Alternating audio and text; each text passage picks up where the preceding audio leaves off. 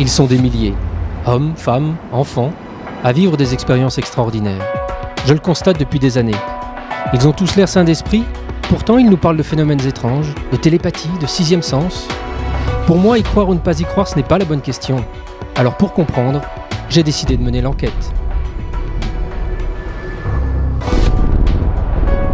Quand certaines personnes reçoivent des informations qu'il est impossible d'obtenir par leur capacité sensorielle normale, on parle généralement de sixième sens. Pendant la guerre du Vietnam, certaines personnes semblaient comme protégées. Et les autres soldats choisissaient de les suivre. Ce sont ces personnes, apparemment pourvues d'un sixième sens, que nous recherchions. On parle ici d'un niveau de conscience qui ne dépend pas du corps physique.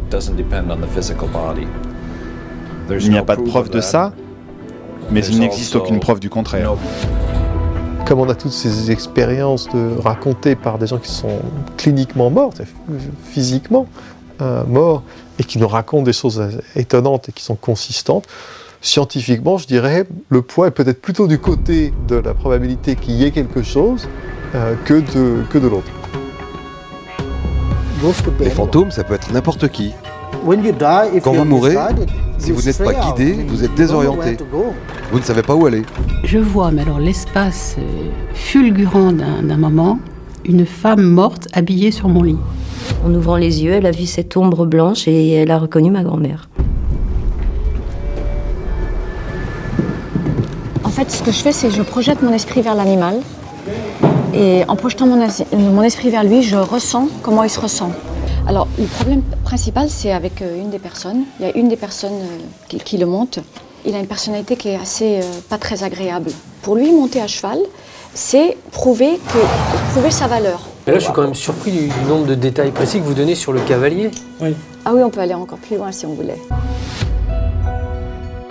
Les gens, ils ont une lumière autour d'eux. Cette lumière, si la personne rayonne, s'il y a tout ce qu'il faut, la vie peut se manifester. J'y croyais pas trop en fait, j'avais quelques réserves.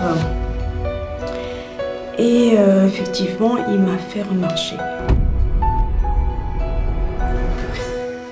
Moi, je fais pas de miracle, on n'est pas à Lourdes, hein, on est à Saint-Brieuc.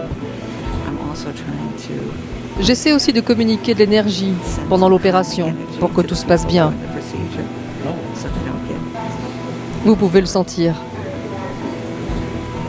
Ah oui? Ah oui, c'est chaud. C'est ce que je fais. C'est incroyable, mais ce genre de choses aide le patient.